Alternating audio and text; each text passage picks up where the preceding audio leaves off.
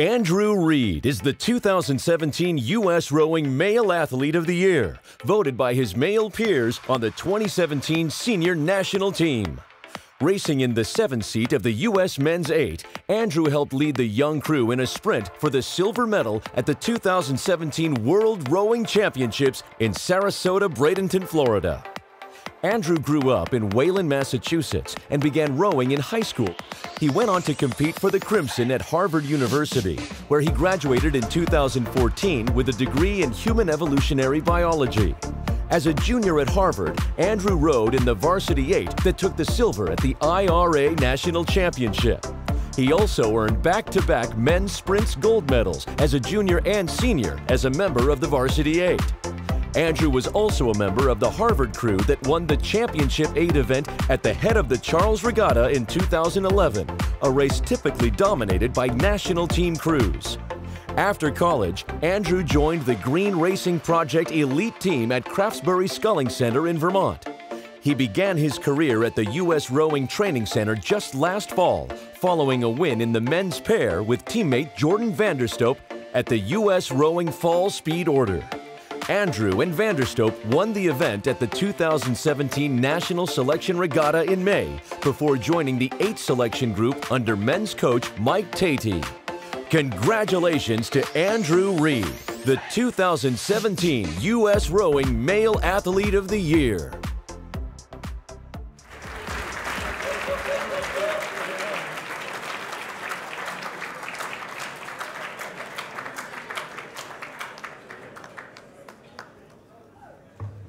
Wow. Thank you. They prep us a bit better for, thank you, chats. They prep us a bit better for 2Ks than they do for speeches, so I'll stick to the script and keep it brief. I'm honored to receive this award, and straight off I wish to thank U.S. Rowing and the National Rowing Foundation for making this last year possible. I am humbled to be recognized by my teammates who have served as personal role models and motivators. There are so many people that I want to thank for helping me in my rowing career.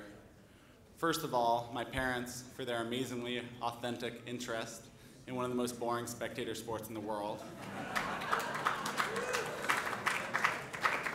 I would like to thank my many fantastic coaches that I've had over the years.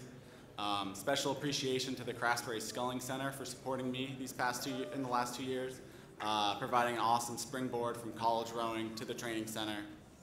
I want to thank Brian Volpenheim and Mike Tatey. Brian was a great guiding force for me throughout the past year, and Mike did an amazing job rallying a bunch of guys from different training backgrounds and getting us all to row together and start drinking the Mike Tatey Kool-Aid. I'm sure you're all wondering, now what goes into the Mike Tatey Kool-Aid? So let me tell you a bit about this past summer.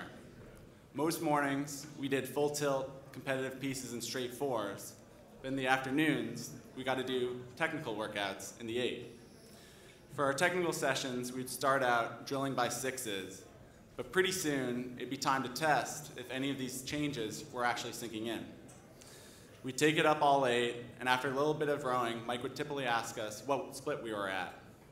He'd pause for a moment and say, "Now I want it exactly the same, but 5 splits faster." So we'd start pressing the legs down a little harder, and after a minute or so, we'd hear, 2 splits faster, exactly the same. He kept this up until our technical workout had transformed into full-on, low-rate power.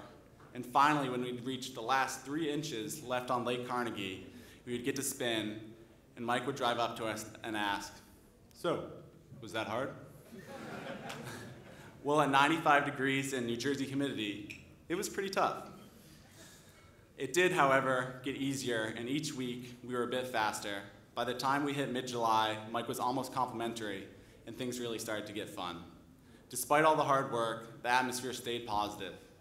By the time we got to Sarasota, there were 9 guys in the world who thought that the United States might have a pretty good 8 this year.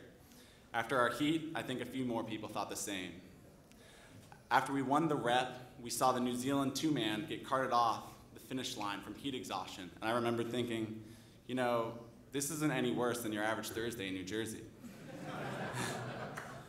By the finals, we are eager to race and excited with the possibility of what we could achieve. And that's how I'd like to leave it, with excitement for the future and what is possible in the years to come. And I think I'm speaking for all 9 of us when I say that's all the motivation we need. Thank you, good night, and beat Germany.